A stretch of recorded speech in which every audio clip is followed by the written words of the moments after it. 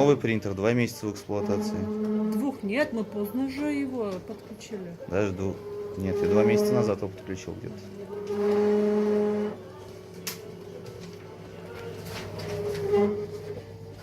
И так везде, во всех отделениях. Через 2 месяца так гудеть начал. Офигеть.